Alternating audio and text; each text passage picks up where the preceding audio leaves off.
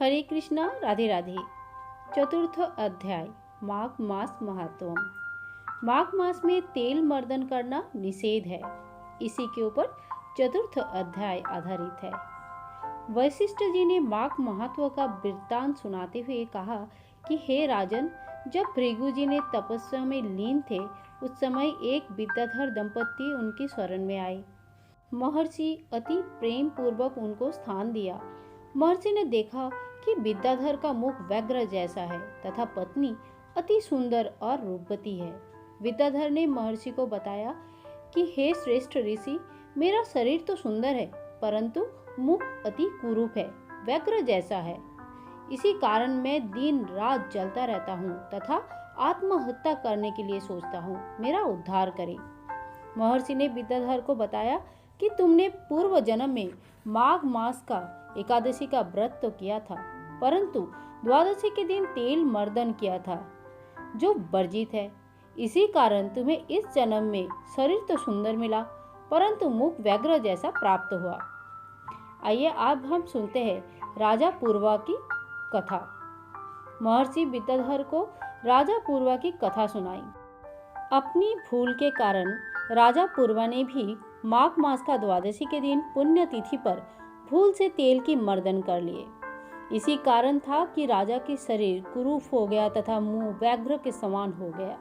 कुरूप शरीर से दुखित होकर राजा राजपाट त्याग कर दिया तथा गिरिराज पर्वत के निकट सरोवर के पास एक चित्त होकर तप में लीन हो गया।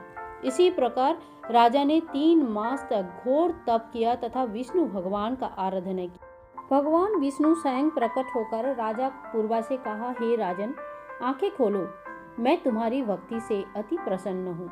मुझे निरंतर 7 जन्म से तुम मेरी भक्ति कर रहे हो, अतः मनवांछित वर मांगो। महर्षि वशिष्ठ ने कहा, दिलीप, राजा पूर्वा ने आंखें खोले और आश्चर्यचकित रह गया। साक्षात भगवान विष्णु उनके सम्मुख थे।